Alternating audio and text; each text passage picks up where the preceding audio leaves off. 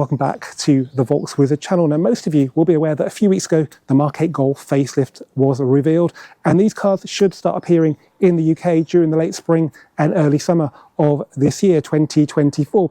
We know for definite we're getting a new base GTI with 265 horsepower. There should be a Clubsport with at least 300 horsepower, and there's even a limited edition GTI to celebrate 50 years of the Golf, which in theory should arrive this year as well. Now, this is of particular interest to me because, as you probably know, I ran a Mk8 Golf GTI CLUBSPORT for a year and 15,000 miles, and I really enjoyed that car. It was a massive step up dynamically compared to my previous daily car, a Mark 7.5 GTI TCR, and it was also better on fuel. But because of its buggy infotainment system and a Seat feeling interior, no offence, Seat owners, I eventually concluded that the older GTI was the better car because it had similar levels of gutsy performance, but it combined them with reliability and interior quality that should be part and parcel of owning a Volkswagen. So there's a lot resting on this facelift, and it's not good enough for it to be simply better than the Mk8. It's got to convince people like you and me that these are better GTIs than the Mark 7 and 7.5 versions that are so well loved.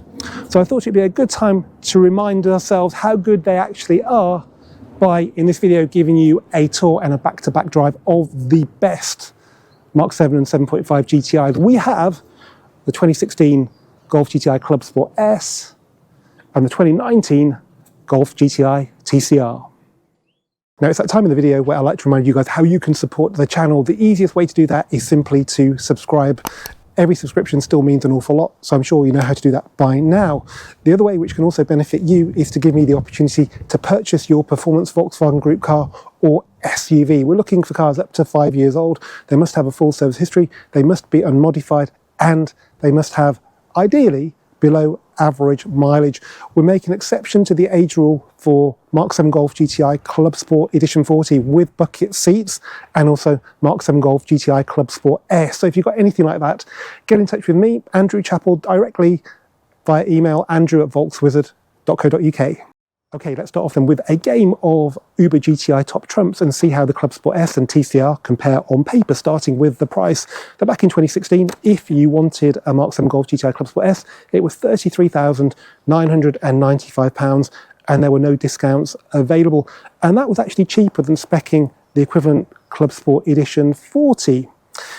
When the TCR came out in 2019, when you could buy a three-door, that was dropped sort of halfway through 2019, the base price was £34,135. Being a 7.5, the base spec was actually still pretty good. You got Apple CarPlay and you got heated seats.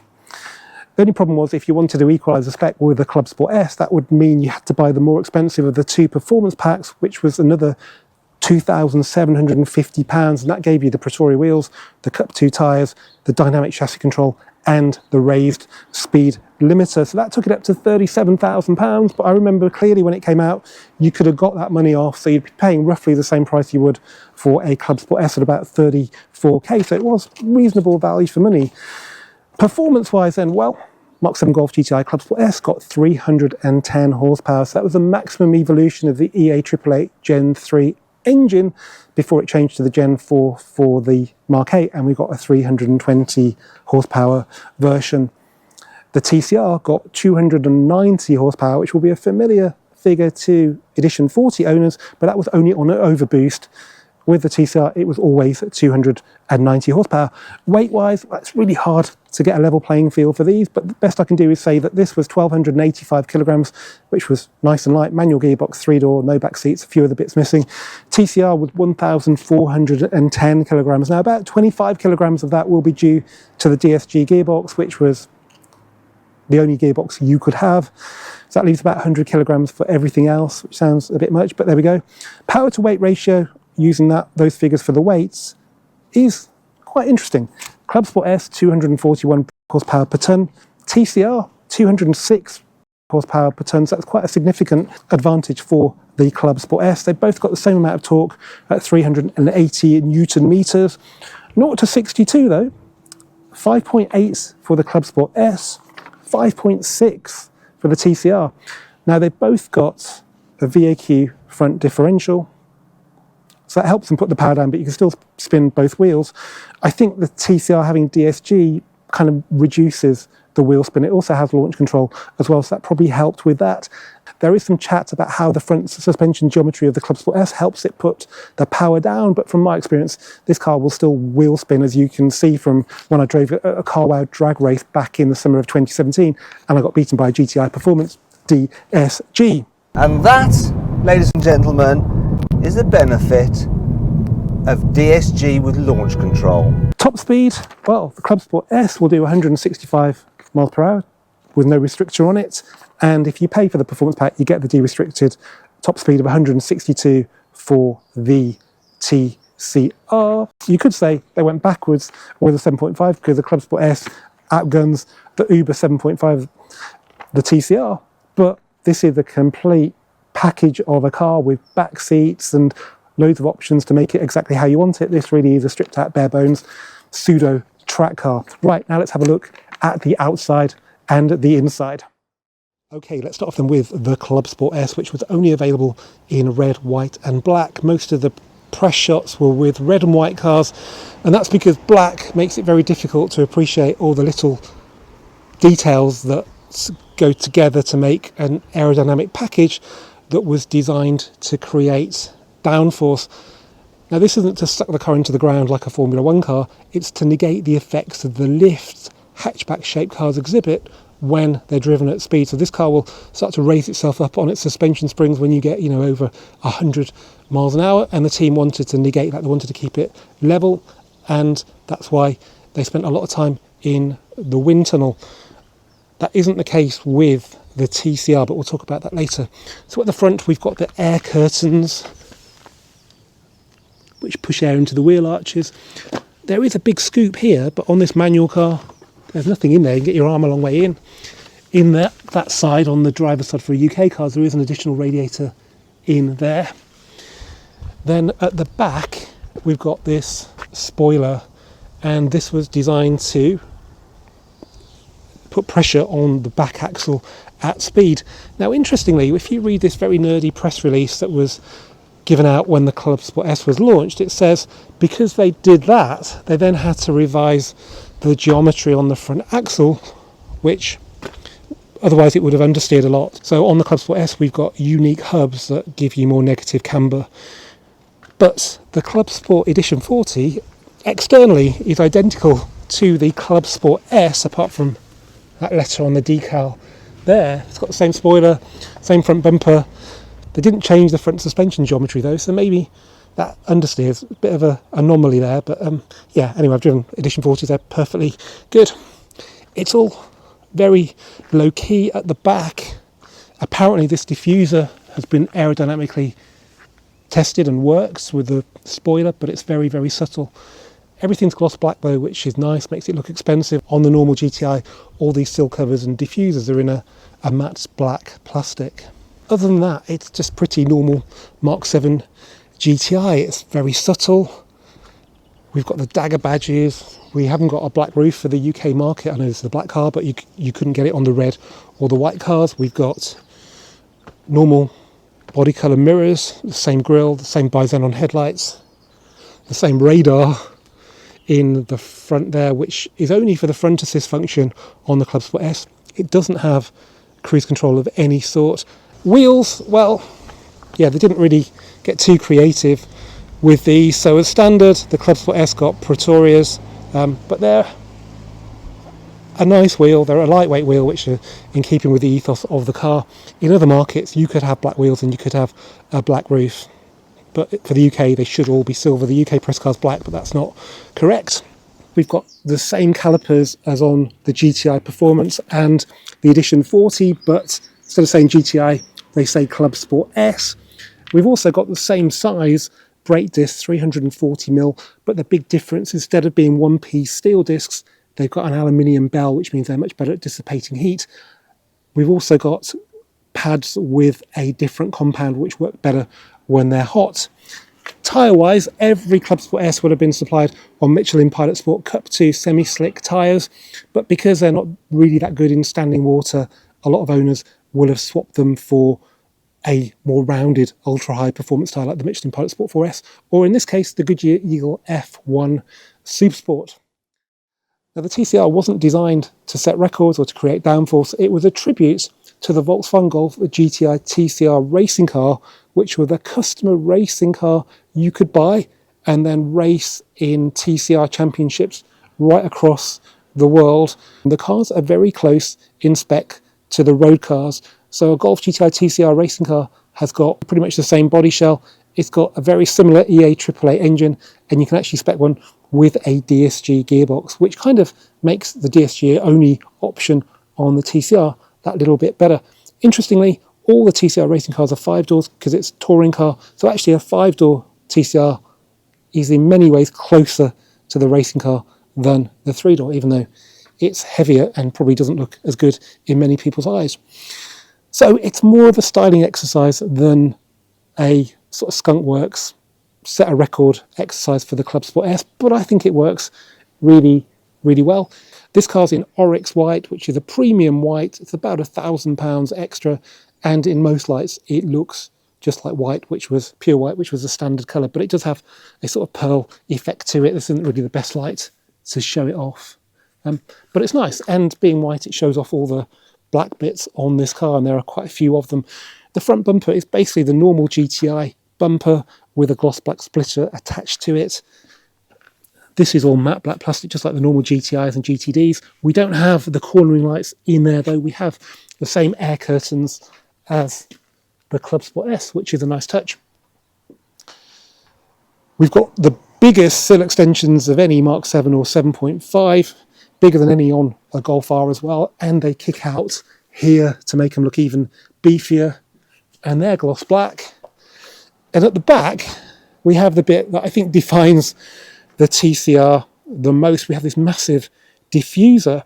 I think this is a nod to the TCR racing cars, which have got these like bolt-on wheel arches, which obviously wouldn't be viable for a production car. So take a look at that. This sort of blade area here started off with the Mark 7 GTI, where it was quite small. Then with the Clubsport S, it got a bit bigger. And then with the Mark 7.5 GTI, it was quite big as well. But the TCR beats them all quite a lot. So yeah, even though this isn't aerodynamically honed, it's way, way more aggressive than that on the Clubsport S.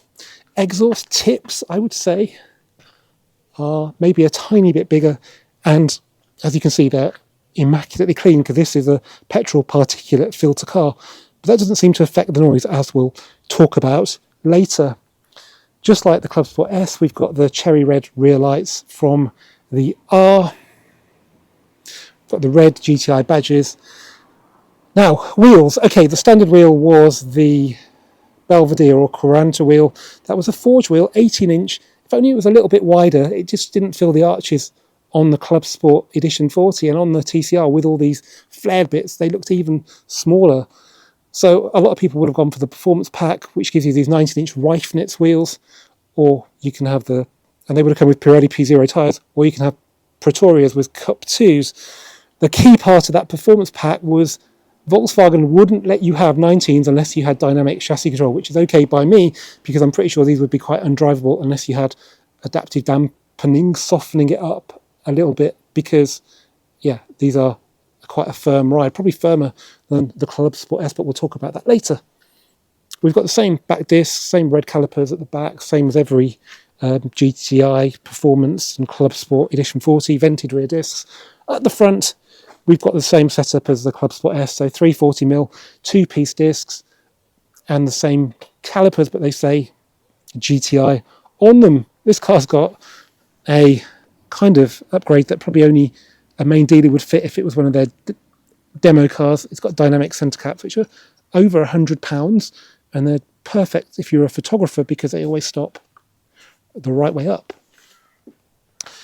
We have got on this car body-coloured mirrors, but this was a preference of, I think, the first or second owner who had them painted in Oryx white. They should be like a matte black colour, and to be honest, they look quite cheap and nasty, especially with all the gloss elsewhere. This car's got the panoramic glass sunroof, which so far is still in good condition. It's also got the black roof option, so I think on the Up GTI you couldn't have the black roof with a sunroof, but on this car you can have both, so it's basically black all the way. to the tailgate, which brings me on to the spoiler. Rather than the engineered, aerodynamically tweaked rear spoiler of the Clubsport S, we have this stick-on lip, and this car's got the 90% tints on the back of it, which were a not very expensive option. We've got the updated headlights, which are LED, and for 7.5, the radar moved to behind the Volkswagen grille badge, giving it a much cleaner look. Now, let's have a look inside the Clubsport S, because there's quite a bit more difference in there than there is outside. Now, the interior is the area of the Mk8 that disappointed me the most. I think it looked all right and it drove super well, but inside I never felt like I was sitting in a Volkswagen. It felt like more like a Seat. And what's the point of a Volkswagen interior feeling like a Seat? You might as well go and buy the Seat. But they say the facelift will be better. For me, I really need to have a good look at the carpets. The ones in here are not brilliant. They're not like old school Audi, but they're definitely a step up on the ones in the Mk8. The floor mats, I know this is the limited edition GTI, so it has good floor mats. These are night and day different. They're like twice as thick as the standard ones in the Mk8. Even those in the normal GTIs, GTDs are much better. So let's see what they do with the carpets. But yeah, this just feels nice. It's not flashy, but it just feels, even in like my GTD, it feels like a Volkswagen. Door card wise, we've probably got the best of everything here. We haven't got ambient lighting to save weight, they say, or in the sill covers, but we've got honeycomb, we've got this silver flash, we've got a nice padded fabric there. We've got matte aluminium door pulls that feel solid. Padding here on this sort of fake leather, nice red stitching, Alcantara there, which I love. Chrome tips on the window switches, and a plastic quality that is where it needs to be on a Volkswagen. And of course we've got flock lined door bins, which we did have on the Mk8 but not in the glove box. Will they put flock in the glove box? That will be interesting. So as I said, sill covers with the GTI logo but not ambient lighting on this car. And then we have the pièce de résistance standard fit bucket seats, which you can tilt forward, and they've got a glossy black back on them, so they're beautiful. They're not overly restricted like some of the Porsche ones are. They're just very easy to sit in. Weirdly, we have standard heated seats on the Clubsport S. Doubly weird because when the Clubsport came out, the Edition 40, it wasn't standard, but it just becomes standard on the normal GTI along with navigation. Alcantara steering wheel. This is the same as the one on the Edition 40 with the red dead ahead marker. Piano black. I know a lot of people complain about the piano black in the Mk8, but there's no shortage of it in the 7s and 7.5s. Does it look a little bit nicer in here? I think it does, you know. I think it looks a little bit more plasticky on the Mk8. Proper headlight switch. This hasn't got keyless, so it's got a proper key. We don't have cruise control, so we're missing some of the buttons on here. Analog gauges, well, I don't miss the digital display that we've got in the TCR when I drive this. So yeah, I reckon it's just to save money for the manufacturer, because this, I reckon, costs a lot more than a TFT screen. Speaking of TFT screens, we've got the basic navigation system. This car's been upgraded to do Apple CarPlay. It's not as seamless as it is in the 7.5s. For example, if you change mode, it then makes you have to press the button for Apple CarPlay to go back into it, and it's a bit intermittent whether it does that or not. Golf ball gear knob, not Alcantara, which is probably no bad thing. It's not the very most durable fabric. Red stitching, Alcantara gear gaiter. No centre armrest here, which is standard on GTI, GTD, but that's to save weight. Cup holder with no cover on it, actually.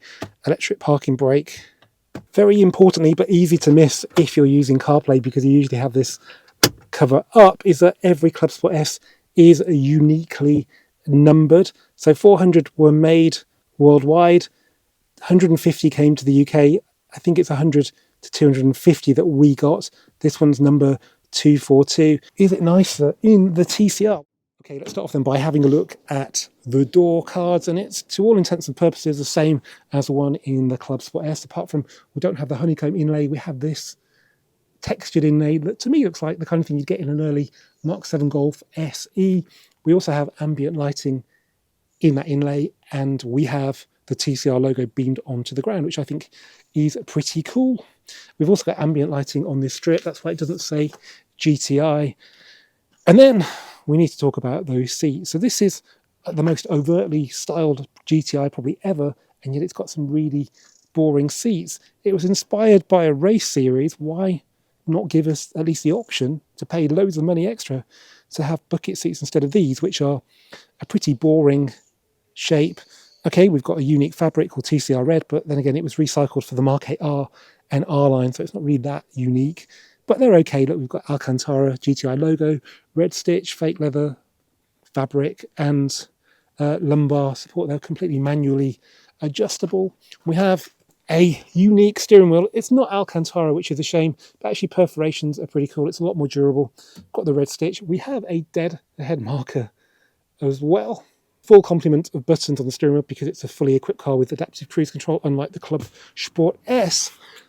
Stainless pedals, but plastic dead pedal, which is a norm on our right-hand drive cars, unfortunately. Same high quality floor mats as the Clubsport S in edition 40, but you do get backs in this car because we have back seats. I think the identical carpet quality, which isn't too bad. And on the dash, we have a lot of piano black, just like the Mark 7. I'll just get in. Because the big difference is we've ditched the analog instrument cluster, and now we have the active info display, also known as digital instrument cluster, but I don't think the abbreviation of that is probably that suitable for the marketing department. So yeah, do I miss this when I drive another car? No, not really. You can adjust it somehow if you can be bothered, but you probably never will once you start driving. We've also got the Pro navigation, which actually I've only just realised is really annoying because the menu button is just out of reach over there. We have no knobs either, which we found out from the Mk8 wasn't something you guys like. So you pay more for this to get the instrument, to get the navigation on here and in the instrument cluster, but you also lose a few bits. It's got gesture control as well. We have got properly integrated Apple CarPlay, which works really well. You do have to plug your phone in, but it's reliable.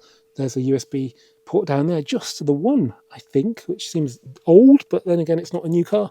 Now, let's have a look in the boot, because there's even more differences in there. So with the TCR, basically, it's the same Golf boot as you get elsewhere. I can't remember the numbers, but it's big. The seats fold down. We've got 40, 60. We have got a boot carpet. We've got a spare wheel. We've got a toolkit. We've even got a dyno audio sub on this car. So it's, yeah, it's got everything. But how the hell did Volkswagen end up fitting Linglong tyres from China, really? Okay, in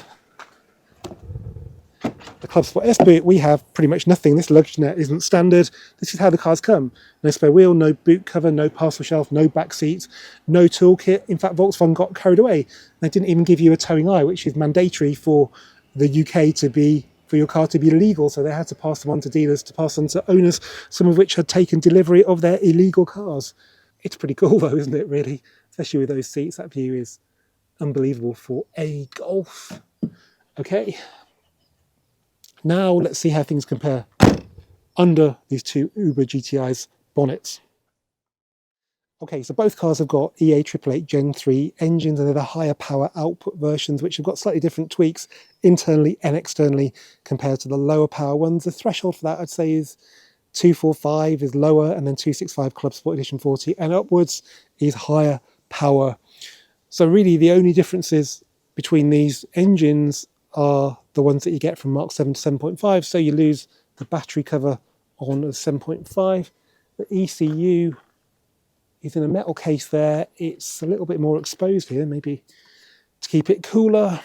This car's got the R600 air intake, which I've got to tell you, now makes it sound perfect. It's got a perfect exhaust noise anyway, which I'll demonstrate later, but now we get a bit of whooshing and chuffing from the front. Not too much, but yeah, I couldn't think of any GTI that could sound better than this car. So if you've got one of these, I highly recommend that. We've just got the standard airbox on this car, but it still sounds pretty cool. There is fake noise on both of them, but you know how to turn that off by now. These, I don't know what happens to them. Do they shrink or what? But that just doesn't fit in there. So I'm kind of glad that the Mark 7 Clubsport S was the only one that doesn't come with a soundproofing pad. The other thing that I should talk about is the subframe. The Clubsport S was the only Mark 7 to have an aluminium subframe, even though it was standard on the Audi A3. Then the TCR, when it came out, didn't have it. But for the 2022 model year, when they chucked you on the Akrapovic and put the price at £3,000, they gave you the aluminium subframe. Right, hopefully you enjoyed that in-depth tour of these very special GTIs. Now it's my time to enjoy demonstrating how they drive. Well, I thought we'd start off then with the Clubsport S, because this is the benchmark for GTI performance. And straight away, it does feel quite special in here with the Alcantara wheel and the bucket seats. But importantly, they're coupled with a cabin that feels expensive. I'd say it's not far off in terms of perceived quality compared to my Cayman GT4, which was a list price of double this when it was new back in 2020.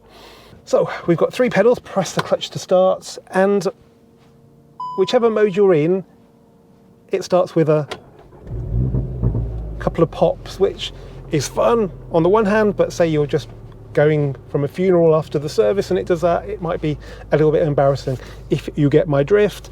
Clutch feels really light, just like any other Golfs, which might point to it not being as durable as it could be. As we know, it's the same clutch in other cars that do fail, but I think because Clubsport S owners probably know how to operate a clutch without slipping too much, they tend to survive, and I've driven this car on track, no sign of any slip at all.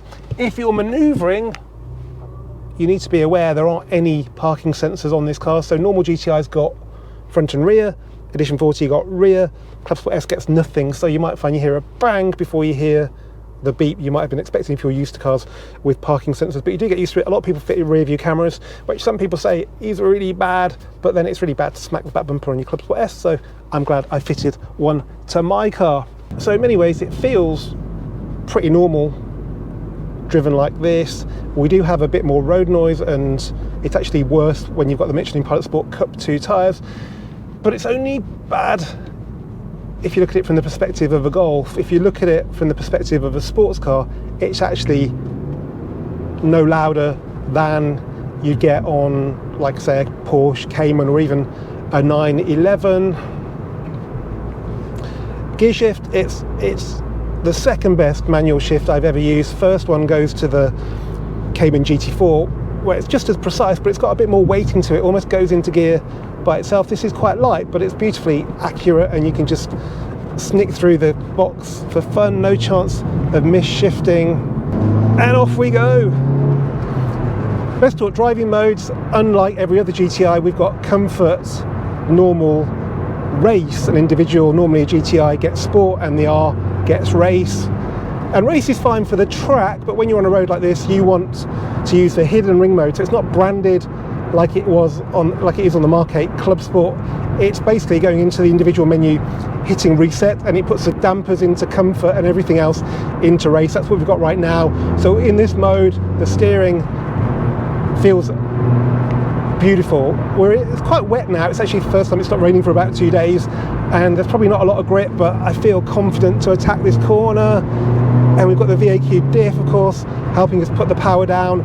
The brakes, well, according to somebody at Volkswagen, 2 laps of the Nürburgring and they're scrap, but they're perfectly fine on the road, and I've used them on track and actually they've been all right. So maybe I need to drive a little bit harder.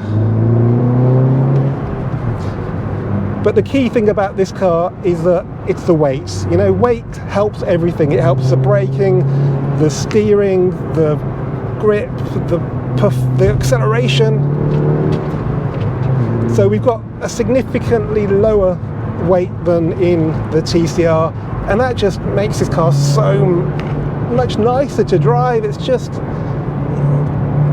doesn't have the roll you get with a normal 1400, 1500 kilogram Golf. It's just incredible, and that helps the performance, of course. Really, if you want to understand how much quicker this is than the TCR and even the Golf R, you need to look at power to weight ratio. So they're in the sort of low 200s. This is pushing on for 250 horsepower per ton, and 7 years on, it still feels super rapid.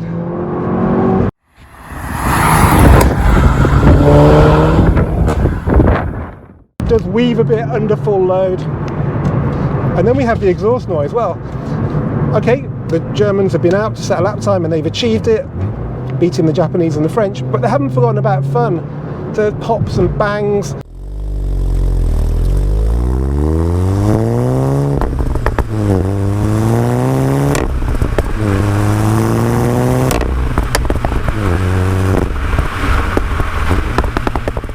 And then when you're not in the mood, you're ambling through a village, just bang it into comfort mode, and that quietens everything down. You've got more compliance in the chassis now for the bumpiness you tend to get in these kind of villages, but it's not wallowy or wafty in any way really. The bushes and the springs are still, I'd say, harder than you would expect. So even with the dampers in their softer setting, there's not massive compliance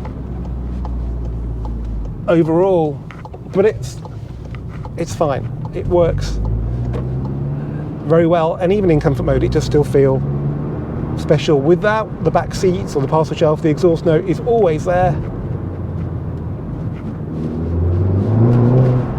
and you can hear the chuffing from the R600. Yeah, and you could use this car every day. It's that easy to drive. It's not bad on fuel as well. Okay, it's not as practical as other Golfs, but then compared to sports cars, it's super practical. However, you'd kind of be wasting it if you did run one as a daily car, because the GTI Performance, the GTI TCR, they're very good cars. The extra performance you get from the Clubsport S, you wouldn't really be able to appreciate on a regular basis on the road, especially if you are carrying passengers, because you just need to drive it like you stole it to do that. And trust me, passengers don't like that, and neither does your local police force. And then you might find people walking down the road when you've never seen them walking there before. So yeah, maybe not a good idea as a daily, but it would work as one. I can think of a much better GTI Forza if that's what you want to do. And that car is the Golf GTI TCR. So in theory, we get all the daily usability of any GTI, but we get levels of performance closer to that of the epic Clubsport S. Now in here, it feels just as expensive as the Clubsport S, if not more so. We have now got a front center armrest. It's a bit more modern as well, because we've got the bigger screen for the infotainment system, bigger than even the standard one, but that's still bigger than the one on the Clubsport S. And we've got the active info display digital instrument cluster, which, you know, makes it feel like it's a lot newer. So yeah, let's fire up.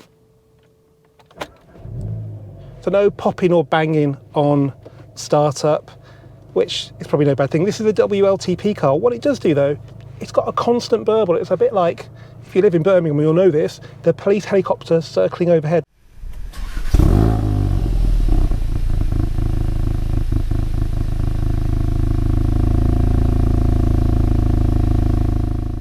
But does it make any good tunes on the go? Well, we'll find out. So, auto only, and mode-wise, we're going to go straight into individual, like on the Clubsport S. We're going to put everything in racy. So in this case, it's sport mode because we don't have a race mode, and we're going to keep the dampers in comfort, and we will shift manually as well.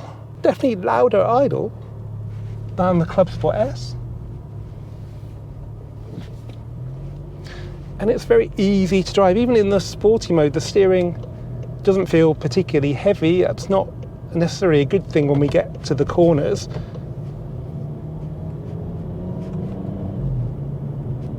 And it's really quiet. So there's still a bit of exhaust burble, but because we've got back seats and boot floor and parcel shelf, it's a lot more subdued than the Clubsport S. I've driven my TCR when I had it with the back seats down, and actually you can hear a lot more from the exhaust. So there is some character there. It's not as quiet as, say, a Clubsport Edition 40 or a pre 7.5 GTI. There is some character, so that's good.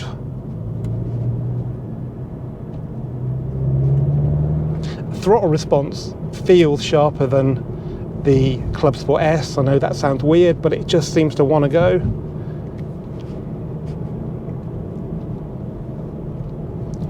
And road noise, right, well, like the exhaust noise is subdued, the road noise is pretty much non-existent. We're on Michelin Pilot Sport 4S tyres. They were all delivered on Pirellis, I think, unless you went for 18s. If you had 19s, it was Pirellis or Cup 2s on the Pretorias. So it's super refined. And if you just drive it normally, in normal modes, it shuffles up to 7th gear and the engine noise is subdued. The exhaust noise is a bit more subdued as well. So let's talk performance then. So it's a bit heavier than the Clubsport S, but it's lighter than an R. R's got a bit more power, but it's got a little bit more weight proportionately as well. So power to weight ratio is probably a little bit more favourable than R. And nobody's said an R is slow, have they?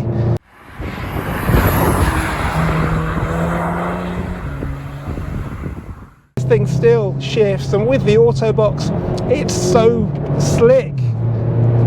It's almost like it doesn't fart because it hasn't got that pause between the shifts. So there's no DSG farting I can hear in here anyway. Maybe there is a bit outside, but it's just fast shifting, which is great. But you want it to be manual when it's in manual mode. We're in manual mode now. It says M on the dash. If I floor it, it drops to second. That's not manual, and neither is changing up at the rev limiter. If you're going to give us manual mode, give us manual mode, especially in a race car inspired car like the TCR. You did it with the Mk8 Golf 5. We had the performance pack. You could have done it with this. It's such a shame. Little tweak of the software and it would have been perfection. And now onto, I guess, the weakest aspect for me, driving back to back with the Clubsport S. The steering feel, it's really sort of glassy, non-communicative. This is the hardest, firmest mode, the sport mode. And I just don't trust it as much in these sort of changeable conditions.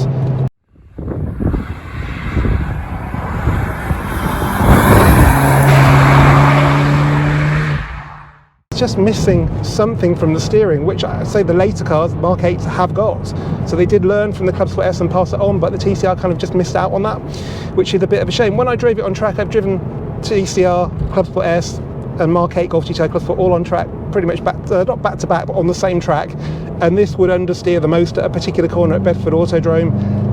I don't think that's an issue on the road, but if you're driving on track, it might be. But having said that, I don't think I've managed to eclipse my time at Bedford in this car in the other two. So maybe it does push on a bit, but it's still a bloody fast car. So yeah, you get all the practicality of a GTI. You can spec it how you want. This car's got sunroofs, sound system, and some other bits and pieces. It's probably quite heavy, but I feel a GTI should combine practicality with performance in equal measure, and the TCR does that very, very well. The Clubsport S, it's kind of a bit too performance focused. It's kind of missing the fact that a Golf just needs to do everything all day, every day. But if you want the ultimate high, there's no doubt about it, it's got to be the Clubsport S. But I still love the TCR. Could I maybe justify owning both?